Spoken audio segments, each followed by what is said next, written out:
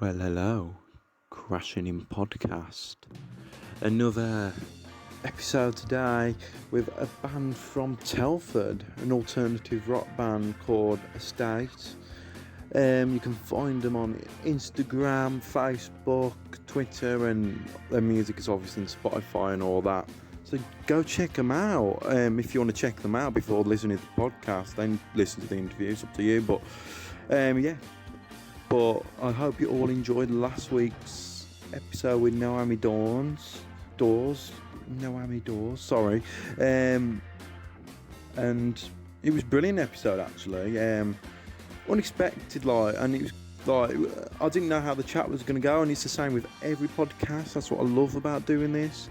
Every episode, same sort of questions on every episode, but they're always different convos and that. And last week's episode was a lot of mental health talk, which I really enjoyed talking about, because it's one of those things, especially for the lockdown, and all with what's going on, it's one of those things it's probably affecting a lot of people at the moment, even people that didn't have mental health in the past, and it's tough times, especially when you're a person that likes to socialise and it's your way of easing your mind and staying sane. So it's hard to stay sane through lockdown and that. So once again, if you need anyone to talk to, pop up to me and we can get talking, man. There's anything, music or anything, it's one of those things you need to get talking. You can't keep it to yourself. I always talk to people about how I feel and that, and it does certainly make me feel better. It took me a while to kind of talk about it, but to be fair, I've been more open about it this year more than ever. Been having it for ages, but it's probably this year I had it the worst out of all the years. So sorry if you heard that. I don't know if you heard that noise. I think it's my brother in the background. I'm sorry about that. I really lost now. I lost where I am now. So let's move on.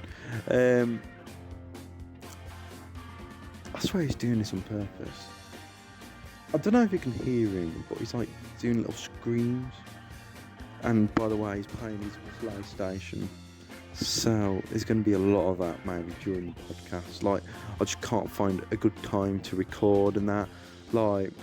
Basically, I was meant to record earlier on in the day, and I ended up sleeping the full day. And the brothers are in from school and all this and that, and it's just, it's really annoying. It's going to be harder to find the time to record the podcasts in peace now because it's Christmas holidays, probably. But yeah. So, you might have to deal with kids screaming in the background sometimes. I swear he's doing this on purpose. It's like he was quiet for ages. So I thought, okay, everything's quiet now. So I'm going to start recording. And there he goes. It's like he's listening out for me to press that record button. So I'm going to make this quick and snappy so you don't need to listen to any more of it. I just want to give a chance to promote at the Ammp Studio once again. It's a sponsor, and they sponsor me, and I've got a discount code that'll be in the description you can use, and you can get 10% off recording, mixing and mastering at their studio. Their studio is based in Birmingham, the Jury Quarter. So get yourselves down there and get yourselves using that discount code, man. I only had a few that used it so far, but thank you to those who have used it. It's really class, and use it, man. It's not every day you can get 10% off at a recording studio, and it's a good studio. I had musicians like Jack Cattell that recorded there. I'm trying to think of the bands that recorded there, but Jack Cattell's a big one because I interviewed him, so I remember him top of the list. yeah, so please check that out. Their website link and that will be on their bio, but I think I got their Instagram tag, or it might be their website link on my bio, on Instagram, Twitter, and I think Facebook. I don't know about Facebook. Facebook's a harder social to use for me. I don't know why. It's just really confusing. Whereas Instagram and Twitter is a bit more straightforward. But yeah, check it out, people. And yeah, hope you all enjoy today's episode with Estate. And I'll see you all. Well, I'll talk to you all in a bit.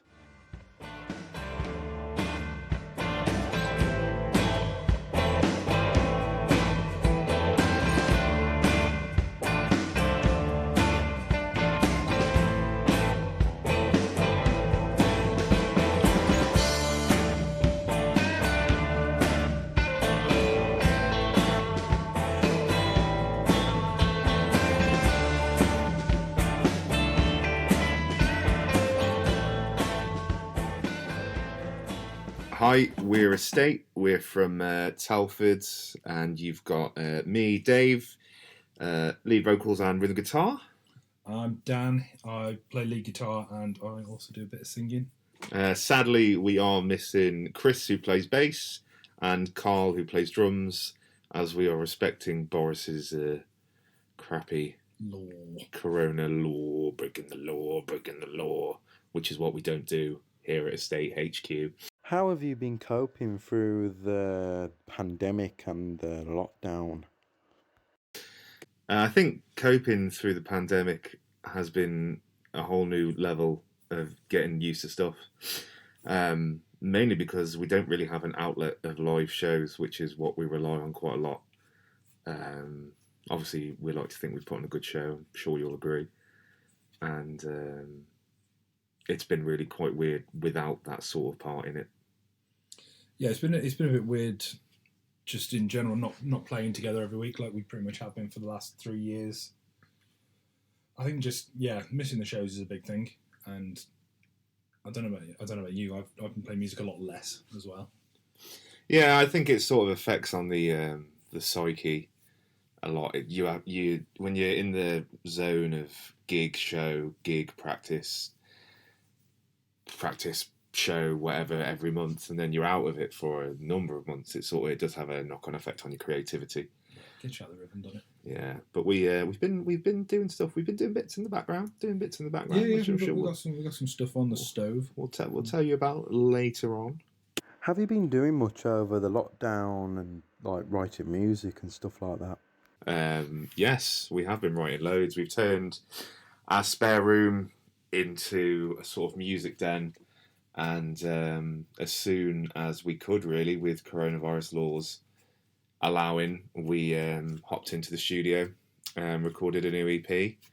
The first single is out next Saturday. Yeah, it's really the 19th of December. It's Ghost. It's weird. It seems to be coming around a lot quicker without shows and things and other things to promote. It's just kind of waiting for it to come out now. I think other than that, I think we say we've not done much. We've actually got a lot. We're looking at like a list of songs we've got like half finished, and we finished actually quite a lot more than we thought.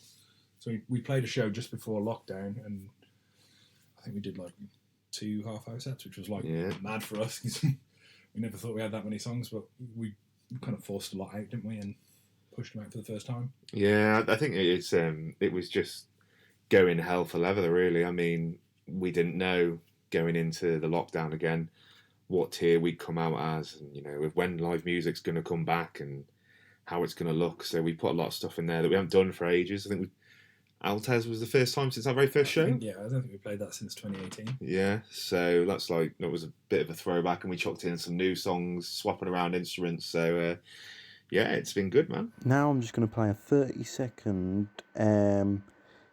clip of their upcoming track, Ghost.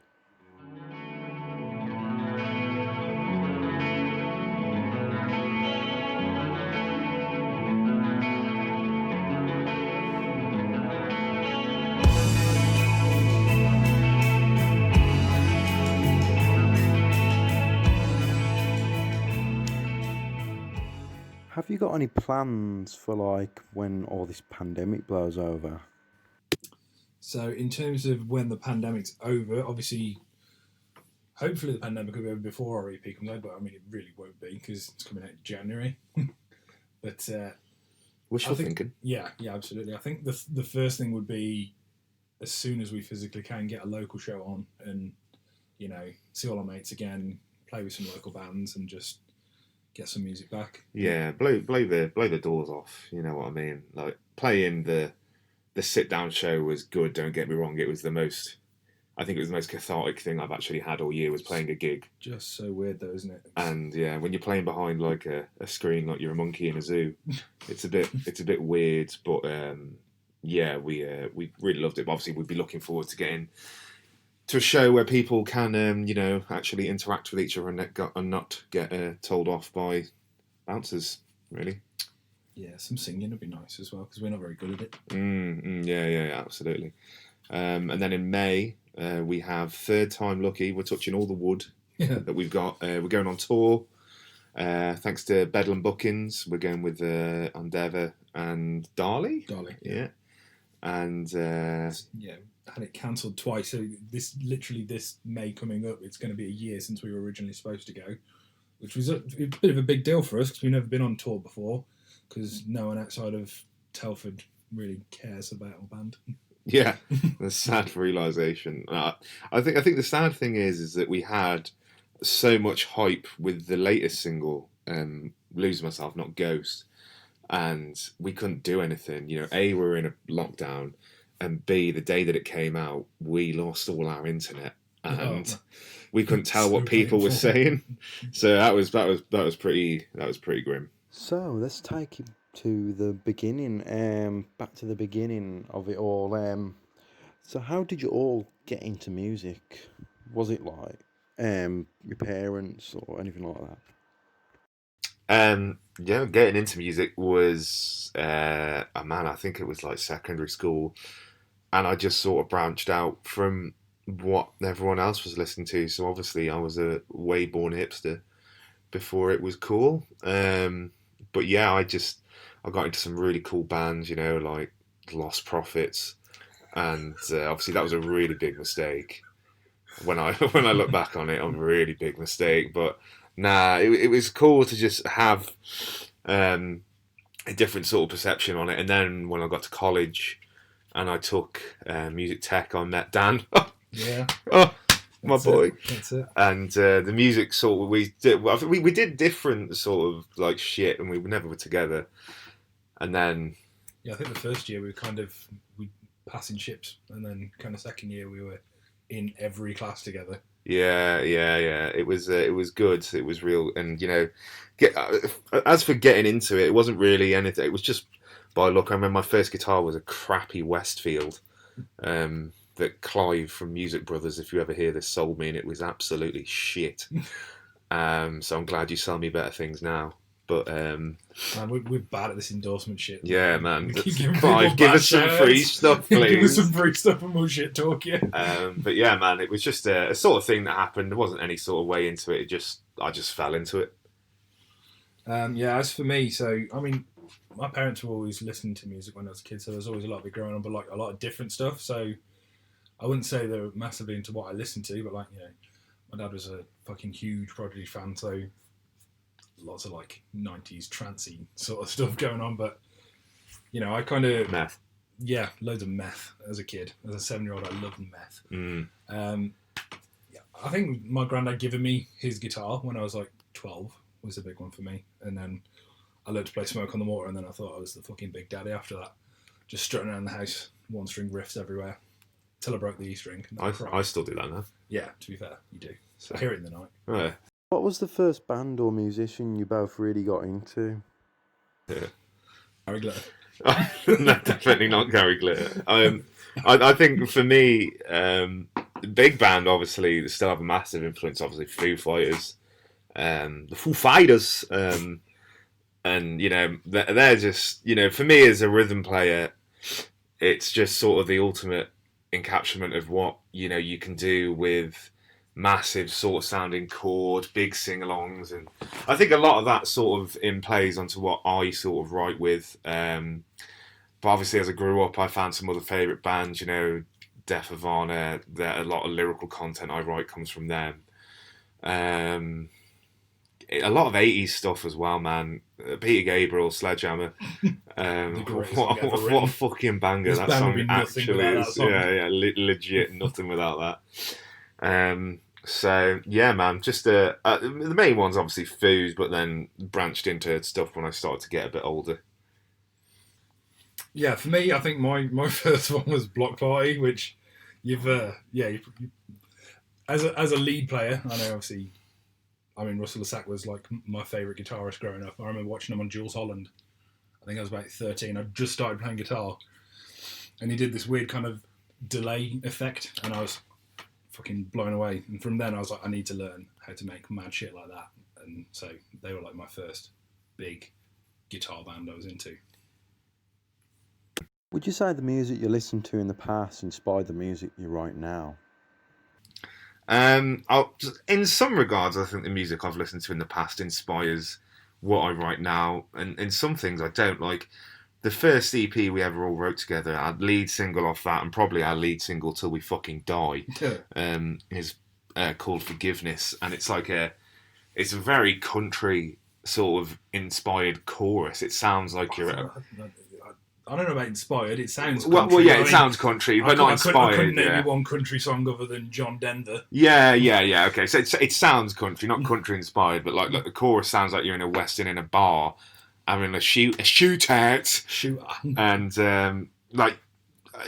there was a point when we released a single the start of this year, Skyscraper, and I think that was the point where I started to take what I was currently listening to and then embed it more, but that was also the time that I started to splurge money on effects so people couldn't hear how bad I played. Yeah, I've to be fair, I think a lot of what I play, so I've been in like bands and things in the past where, you know, I've been in like hardcore bands and shit like that, and you know, that was all really cool like 7 years ago, wasn't it? But I was never massively into it, you know. I was doing it just because I love playing gigs and I wanted to go out and meet people and stuff. And now I think we're a bit older, we're a bit more grown up. I think I'm definitely starting to write the sort of music I'd have listened to as a teenager, which was edgy, sat in a room on my own, fucking I'm way cool, listen to all this cool music I listen to, shit, and then... Sorry, not Corona. Fantastic. And now as an adult I'm like, okay, no one fucking likes this shit at all, do they? It was just me. Now, as there was on the subject of one of their singles, I'm going to play the song Forgiveness.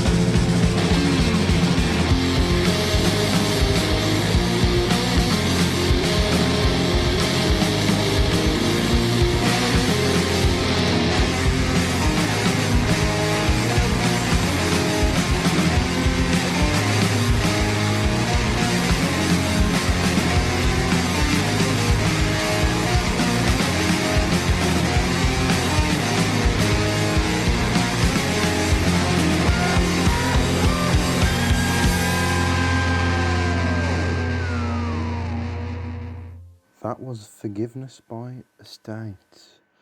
So, what motivated you into writing your own music and forming your own band?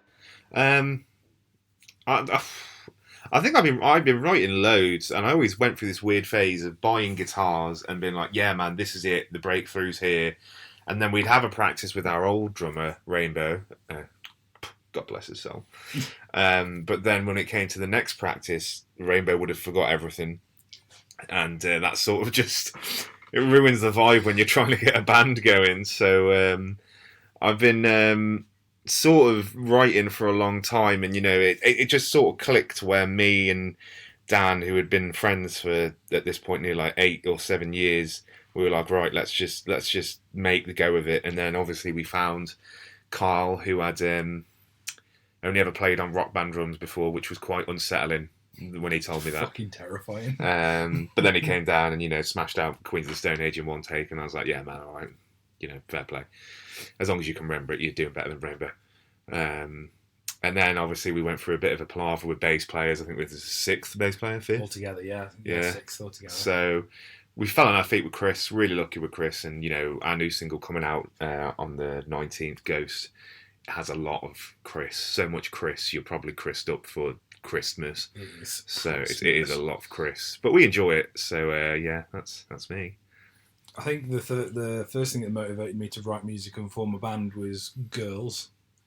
Because when you're like 16, you realise, oh wait, girls don't think football's cool. Stop playing football. Start playing guitar instead. And then maybe girls will think you're cool. And then I got older and realised girls only think you're cool if the music you play is cool. So girls still don't think I'm cool. So then I just carried on after that because I thought... He's also 40 stone. Yeah, to be fair. On a good day. With the wind in my direction going downhill. Have you been in bands before forming this band, Estate? I've been in some really crappy bands before. Nothing too official. Nothing ever really went anywhere. Like I said, Carl only band was on a TV screen before this. So, it's his first band as well. And I know Chris has still got a side project, the Red Skies. He's going to hate you for calling that a side project. It's definitely... sorry, Chris. It's definitely the band he was in before us. We might have stolen Chris, and now I might refer to it as his side project. But when you hear Chris's song on the 19th, man, you'll understand why. But Chris, I love you with all of my heart, and I love build-ups quite a lot. Oh, I've been in a few bands before. I mean, I was in bands and stuff at school with people. I think there's only about 6 people who actually play music at my school. And yeah, I was in bands. I got a friend, Louis. We taught each other to play guitar when we were 13. He's in a few bands and things. He's got a solo album he released this year. It's really side good. Project. Well, I suppose his solo's a side project. He's got a band as well, hasn't he? And then as I went through college and leaving college, I was in a few metal bands. I was in a band called Silence the Dead. Yeah, to this day, that name haunts me, man. It's such a bad band name, isn't it? I love the band. I love the lads, but it's such a shit name. We changed the name after a year to Acrasia, which again was a little bit edgy and fucking pretentious, wasn't it? But again, we were a hardcore band, so we thought we were fucking cool. And then 2 years later, when the fad died, we were like, oh no, maybe we're not. So let's talk about your latest single that was released in April called Losing Yourself. For people that don't know, it's on Spotify and that. What was it like recording, and what was the response like when you released it? Yeah, man. Losing Myself was, as far as I'm aware, a good reception. We didn't have internet on the day. We were just kind of hoping that more than 3 people listened to it, and I think it was 6 altogether, so that's pretty good. Yeah, I think we watched 7 on a PS2 and had frozen chips for dinner, so it was a good day. Yeah, we just moved out at the time, haven't we? So we were still getting our internet put in. So literally the day the music came out, they're like, "Oh, your old internet's going, your new one's coming." And we were just sat there crying into our lack of 4G signal. Yeah, it wasn't great. Recording it was good, man. We record with Reese, Hayden and Bay 10, and he fully gets the dream sound we're after with the punch. And it's always good fun heading down for a session. I think it was cool for, I've been in bands and stuff before. I think it was cool, for Carl especially. I know he'd not been in a proper studio before, and it was the first time this band had been in a proper studio, because we recorded our first EP in our in our boss's bedroom. Yeah, man. Which was cool, but like getting in a proper studio was levels. really cool. Yeah, different levels. Yeah, definitely. Can we talk a bit more into depth about the single "Losing Myself"? Yeah, Losing Myself started as a weird sort of concept. We were it's fucking jokes, isn't it? we were in the room and I was just playing 2 chords on the capo, and it turned into a really white version of Straight Outta Compton. And we was like, man, this song actually sounds really sick. So let's turn it into a fully fledged thing. And I think, did we finish it on the day? I put the riff down on the day. I remember asking you to film me playing it because it had this weird tapping thing that I knew I definitely wouldn't remember how to do. Yeah. And then I think 2 practices. I think we fleshed it out, and then obviously lyrics and that you put together. Yeah, it was one of those ones that really just sort of fell into place. It wasn't a song you had to fucking grapple with or anything. It was just something that was there. And obviously, when it came from something that was so like jokes, it was nice to have a fully sort of fledged song to remember that moment actually gave us this single. Yeah, it's crazy, and to us that song's always Straight Outta Compton, even though it's like this sad, losing your mind fucking emo song. It's Straight Outta Compton, really, isn't it? It's basically brand new without the allegations. So really important, that last part. You released another single this year called Skyscraper. So can you talk about the same thing? Like, what was the response and that like? So Skyscraper came out. Oh God, I've literally just seen a time hop of the early teaser for it time last year. A year ago. And so it came out in Jan, and I remember the day it came out because Facebook didn't tell me that the release schedule for the music video was set to American time and not our time. So at 9 o'clock, when I was like, oh yeah, video's coming out, lads, here we go. I'm on a train to work, and I'm there like, the video's not coming out, and where is the video? That was absolute shit. What time did it come out? I think it was like 1 in the afternoon. Yeah, it eventually got there. But like that was still like our probably best received video. I think we got like 4,000 views on our Facebook player in like a week. And the hype behind that song, it was so well produced, and the start of that song is mind-blowing. That was like probably one of the songs we were like 50-50 on when we recorded it, and then getting him Maurice, like the intro and the outro, he fucking smashed it, didn't he? And we were like, I remember we were so buzzing like when we finished that in the studio, because like, it was a completely different song, wasn't it? Yeah, and I think that sort of like ethereal dreaming lull drone sort of thing is massive for us, and to have a synth at the start of it and have it lead into this sort of really big moody song was something really cool. And obviously we've taken that forward on our new EP as well. Having a music video is cool as well. So it's still our only music video. Big up Twin Trees. Yeah, Nick and Rich fucking smashing it as per. Yeah, it was just a really cool experience. I've never filmed a music video before in bands. I don't know if any of the rest of the lads have, but it was still quite cool. I filmed some home videos. Yeah, we do a lot of those. Yeah, I think we were massively unprofessional when it came to the video. I think we had 58 takes of us laughing like pillars. Yeah. That was mad. That was mad. I couldn't say the line. We're a state. This is Skyscraper, and yeah, that'll help haunt me till the day I die. But if those outtakes ever get leaked, one of us will probably go to prison. So Ron, I'm going to play the tune "Losing Myself" at the end of the podcast. But right now, I'm going to play the tune "Skyscraper." Hope you enjoy.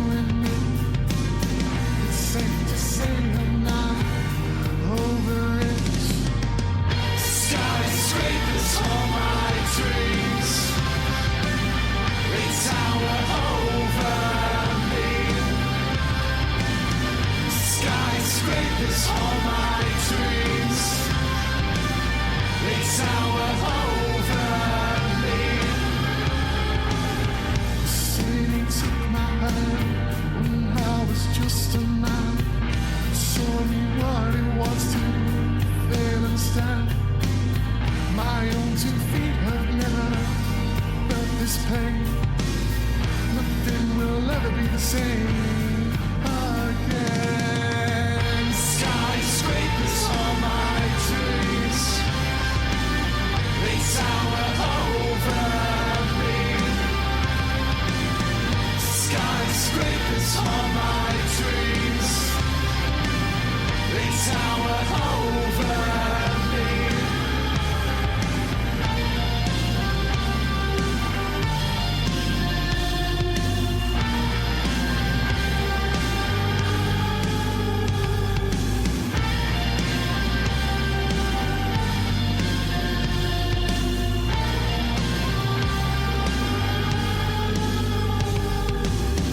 Skyscrapers are my dream. From up on Fifth down a Queen. It makes me believe in a God I've never seen or ever heard of. Skyscrapers are my dreams. They tower over me.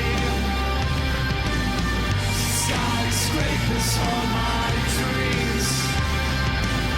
They tower over me.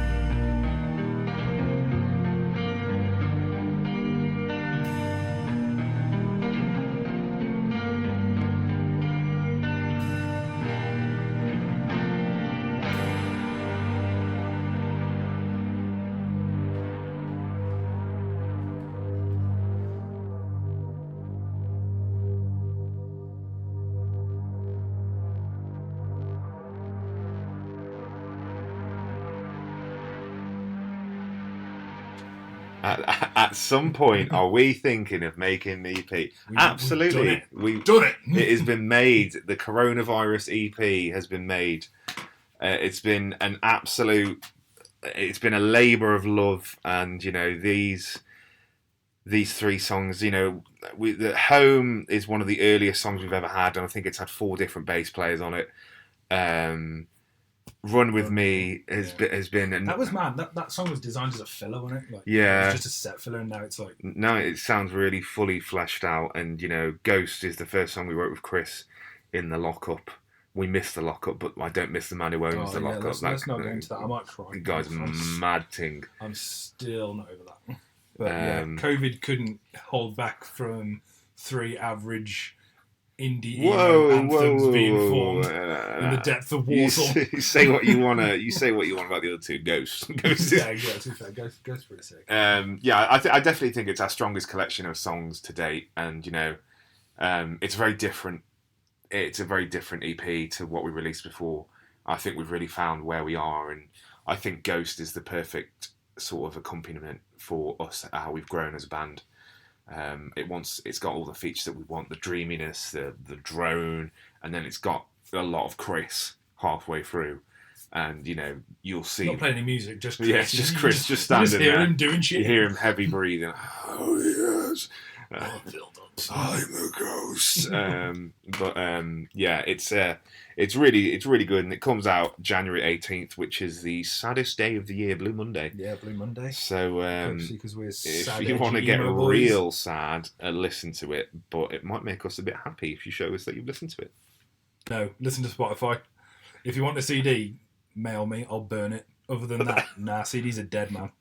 Yeah, I think there's like maybe 10 copies of homemade CDs CD cases that not even I our made. mums wanted. Yeah, I mean, if you want some physical copies, you can give me some money and I can see what I can do. But It'd be nice if someone wanted some digital music before they got the physical copies. Wouldn't yeah, I mean, this whole argument over like bloody digital versus thing. I get digital thing kills new bands and everything, but without Spotify and without anything, nobody would know who you are because it's not the way that music works anymore. Sadly, you need to have a fine balance between. It would be cool to go out to shows and hand out CDs and stuff, but I mean, 90% of people don't either have a CD player or have one plugged in. Like my car doesn't even have a CD player anymore. Yeah, I think like I might buy some 99p copies of Will Smith's Millennium.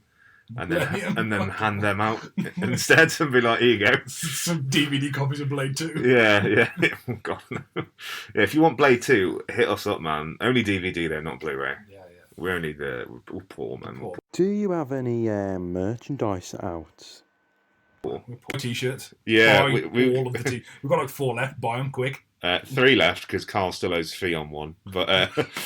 But yeah, man, we've got some t-shirts. We're hopefully gonna. We've got so many ideas for t-shirts, but obviously production and everything with COVID is an Copyright absolute infringement's a big ball thing as well. Apparently, the tick is frowned upon being used on a t-shirt. Yeah, man. I wanted to have, estate just do it, but then Mr. Nike wrote me and said, if you carry on, I'm gonna decapitate you in front of your family. And I was like, man, I can't afford that. So we're just going to bring out some bear shit t-shirts pretty soon. But, I think, I like our logo, and full credit to Rainbow. He can't remember how to drum, but he does know how to design stuff. So all of our designs come from Rainbow. And hold tight for the Supreme rip-off. Let's pretend it's still 2011. Yeah, man. I mean, Rainbow is an actual person as well. I'm not just high. He's not just a drug persona that's made up. He's not just sitting in the corner like a gremlin. Now, let's talk about gigs. Can you recall your first ever gig? Where it was? And what was your nerves like? First gig was Oswestry Gig Fest. Yeah, man, Gig Fest. Oswestry Gig Fest, yeah, man. 2018. Yeah, it had been a long time. I was petrified, but don't think it showed that much apart from the voice crack. So I think we smashed it. To be fair, I think it's the first time I've been on stage since. I think about 2013 was the last time I was on stage before that. I think it was Carl's first time ever on a stage when he was shitting himself. Yeah, he was. Yeah. And we finished. I think he jumped off the drum kit. And I think he like just jumped on me and like, he's all fucking up, bro. We smashed it. And I was like, yeah, man, you did it. You didn't fucking die. And Chris's first gig, he just had to remember the songs really.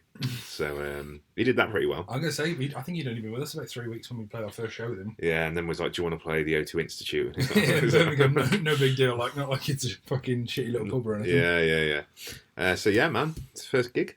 What are you like now doing gigs compared to that first ever gig? Yeah, a completely different sort of animal, I think, now. We're used to how fucking sweaty we are now, to be fair. Yeah, man. We're prepared. 2 songs in, it's like I've had a bath. So that's pretty 4 songs gnarly. in, it's like I've had a coronary. Yeah, it's just a lot more fun, and I think you grow a lot more into it when people sort of know your material. I think the big thing with playing live is getting to know the songs. I've found with us anyway, like some of the songs, you write it in a room and you're like, okay, this is an alright song, like Run With Me, that we put on the EP. Yeah. We wrote it in the room, we're like, yeah, man, this is just a set filler, just to get us up to, so we're not on for like 4 songs. And now, it's on the EP, we played it live a few times, we're like, yeah, that song's actually sick. Yeah, it's always good to see the different reactions. Like, the main reason that Home is on the record is because after every show, someone will come say, man, Home. So you got your original ones, like, we always finish on Forgiveness at the minute. And there's always some sort of mad tomfoolery that happens in the last part, when we could drag people up to sing the last part and instigate mosh pits in like a pub that looks like it was going to fall down. The first time someone ever moshed at our gigs, I was there like, what the fuck? Where was that? Was that at 02? Oh, was that the first? I was going to say the one we had. We played the Butter Market in Shrewsbury. That one was sick. Yeah. That was on my birthday, man. Yeah, it was this like chavvy nightclub in Shrewsbury, which is like I don't think I've ever seen play bands before. Mm-hmm. So we played. I remember one of the bands commenting like, "Oh man, an indie band got a mosh pit," and we're like, "I don't know, I think we're an indie band." So that was a bit of an insult. But Yeah, I think some of the other Jake bands got were off the named. stages and moshed with them as well, didn't he? Halfway through the song. Yeah, I think some of the other bands were named like Skeletor's Garden and stuff like that. So to give you an indication, Yeah. we didn't fit the bill, but it was good fun, man. And yeah, I'll never forget the show at the O2. The second or third time we played, and I think the second there time we was- played was the best one. is that the big? Was that That's the what big? we played with Secret Elephant. Yeah, and the crowd was so there was another Telfer band playing before us, so there's a lot of Telfer people there, and they knew both the bands, and yeah, it was fucking insane. Like Yeah, it was mental. I'll never forget the moment that people sang back lyrics that I wrote in my pants. Like that will never, like people come and say, "Oh, you'll get a cheesy grin when people sing it back to you." I'm like, you'll never get the feeling of someone singing the words back to you Fucking because insane, it's isn't it? absolutely mental. And then I think I did. Is that the one where I went on the barrier, Yeah, man. Yeah, you jumped on the barrier and instigated got your old rock star on. I got massively groped by a lot of men, and I felt quite violated. But yeah, it was good fun, man. Good fun. The live music scene's been a bit on and off this year, unfortunately. And are you missing it? The gigs and that. So much. I don't miss loading out. Nah, not at all.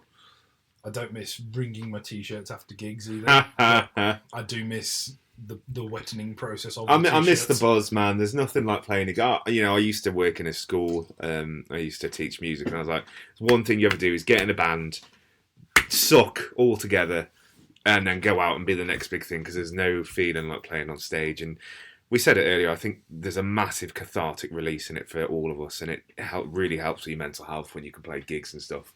I mean, I've still to this day, I think I say this to people all the time, I don't think I've ever found anything that I felt was more like I want to spend the rest of my life doing than being on stage. Yeah. I mean, like, we both got jobs, This was, but like, yeah, fun. there's no for me, and this isn't a secret, my boss knows, if I ever got offered on tour, I'm like, if this ever became a career, I'd be like, yeah, absolutely, see you later, sign me up. No doubt. Like, there's being on stage with 4 people that you enjoy chilling with, you're playing to your mates, you're playing to rooms you don't know, you're seeing people dance and whatnot to your music. It's fucking mental. And yeah, man, hopefully this vaccine is the way forward for gigs to come back again. Yeah, I just hope, obviously, enough venues survive. I think that's going to be the big thing. It's mad how many people have had to. I mean, just speaking to some of the local places around here. I mean, one place we played a New Year's show there last year, and all of our friends and family came, we smashed it, and now it's closed. Yeah.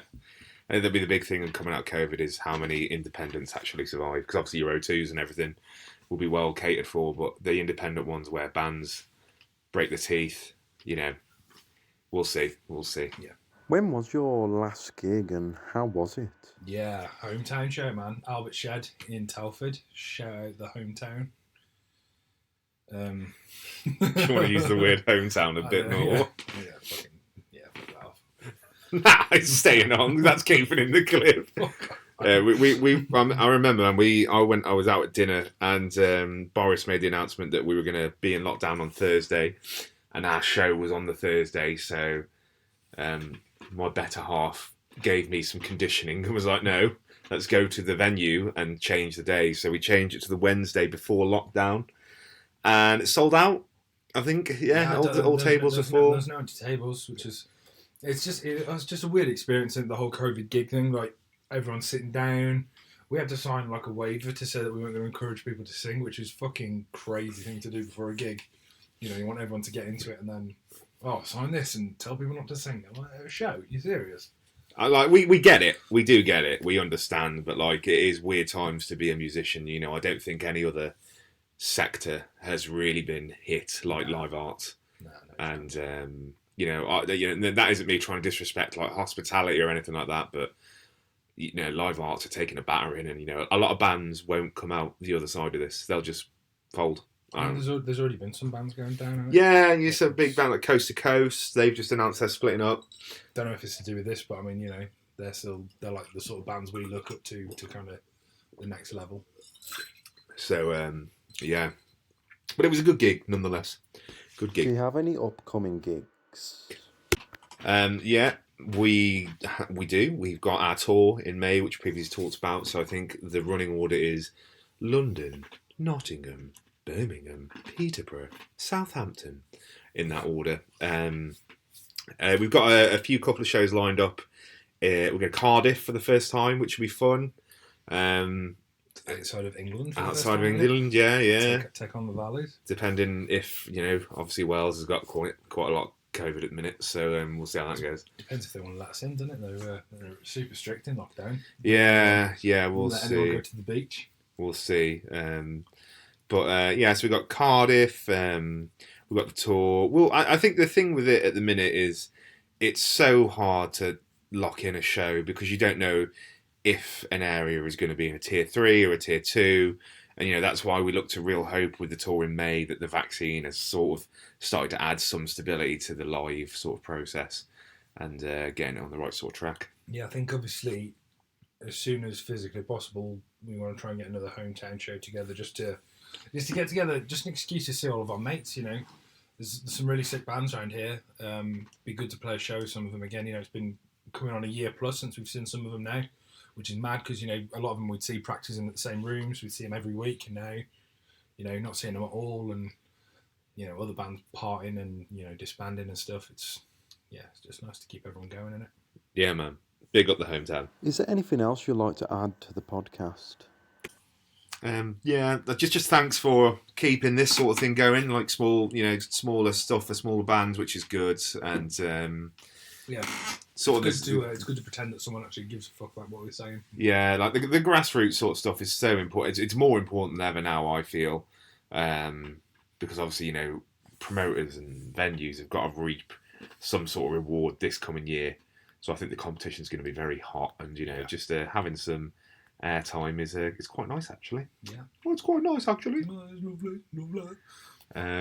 But yeah, just a lot of love for everyone that's going through it in the music world, because we all share the same sort of pain at the minute. And don't forget, Ghost is out December 19th. December 19th. And the EP is out January 18th. There you go. Sad day, Blue Monday. Sad day for sad songs for sad people. So when you're sat at home broke because you spent all your money on Christmas and you haven't got paid yet, you can listen to our EP for free. Listen to your EP and not get COVID. That's the main thing. Stay inside, listen to our music. Can you recommend some bands for people to listen to, for the people that are listening? Signed. Yeah, a big shout out for some of the boys that we usually play with and some of the gals. Secret Elephant. Boys, man. Yeah, boys. Little Ghost, Cardinals, Social Confusion, Wishbone, Theon Davis Music, Cellar Door, Sunset Limited, Sunchet Limited, Recall the Remains, Goza, our tour buddies in Darley and Endeavour, Bedlam Bookings for putting the tour on, because they're mad love to them, because they're going for a hell of a lot of this. Baytown, Reese Hayden for recording us. Human Stairs, Twin Trees for recording our videos, and Aldenar to cap it all off. As you mentioned, Recall the Remains. They're a band I interviewed in the past. So people that are listening and like the band Recall the Remains, go back to I think it was like a year or two back. I don't know now. It's one of my earlier podcast series. Series 1. So yeah, check it out. It's with Doddy White and I think it was Christopher Meddings and Recall the Remains. Good podcast. It was recorded at the Gifford Arms in Wolverhampton. Now, before you go, can you say something inspiring for the listeners? Yeah. I think as a creative, speaking to other creatives that are probably going to listen to this, is just keep on going. Lights at the end of the tunnel. And the main thing is, if you're not having a good time with all of this, just speak to someone. You know, there's a lot of times when I think me and Dan have spoke quite openly and candidly about how we feel doing this whole thing, and it's been really good to have someone next to you and just to keep you going throughout all of it. Yeah. Calls we talk to each other. Sad boy music boys. That's what we do. Talk about feelings, don't we? Yeah, just fucking keep saying, man. It's mental. This year's fucked. If you get through it, you've won. Yeah, the years are right off, mate. So 2021, baby! Thank you, Estate, for joining me for a brilliant podcast. I really enjoyed editing it and hearing your answers and that. Also, if you're listening, keep in contact and I'll share your stuff out, like new single, EP and so on, and other future events. So I'll keep sharing your stuff on my socials. Brilliant podcast. I'll talk a bit more about it later on the outro, but before that I'm going to play one last song by Estate, and it's Lost Myself. Sorry, I was meant to say Losing Myself. Sorry.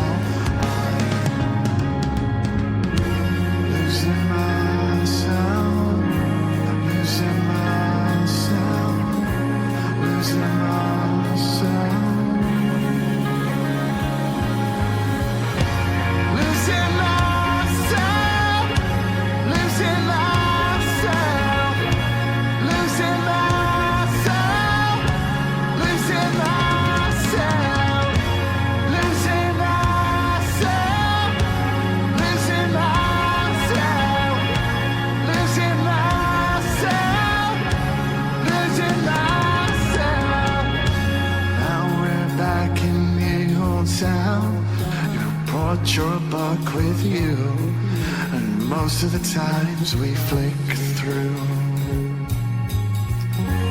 fire out down where we went wrong in an overcomplicated song. I say that I was 25 and barely still alive. Losing myself, losing myself, losing myself, losing myself. Losing myself.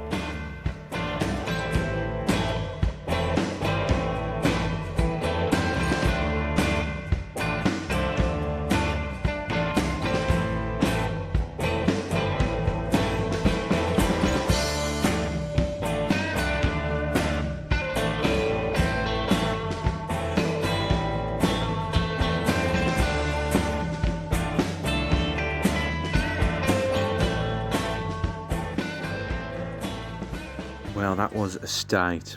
Brilliant podcast once again. Like, God, the last couple of podcasts we've been having were really good, man. Like, this year has actually, even though like we're going through quite a shit year, it's been a good year for me for podcasts. Like, had a bit of gaps in between some uploads, but hopefully the next couple of podcasts will be a bit more often.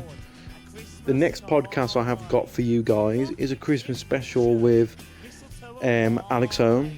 Apparently, not apparently, but we are meant to be meeting on Monday to record, or Tuesday, but it all depends. But yeah, stay tuned for that, people.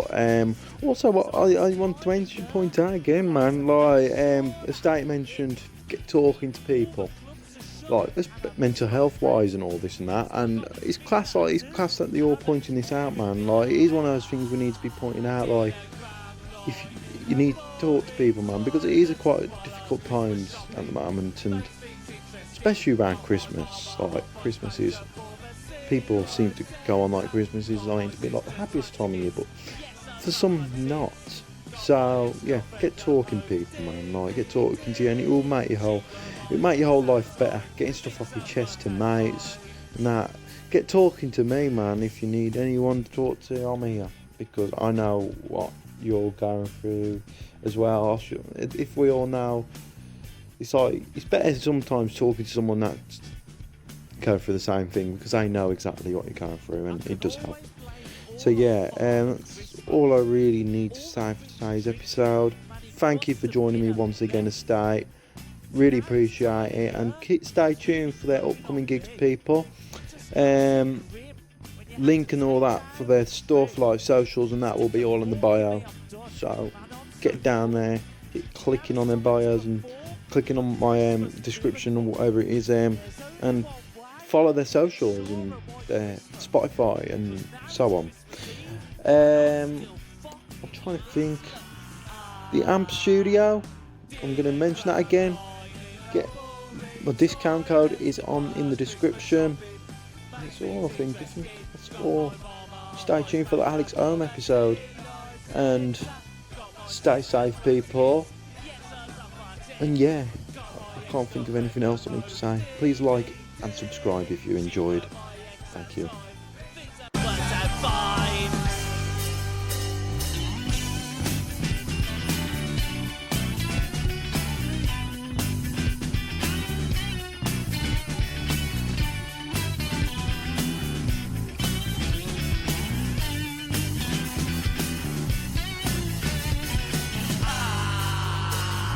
Did a ground line in a boring toilet while I was Christmas shopping. Makes things interesting. Got my mama half-price voucher for the Sea Life Centre.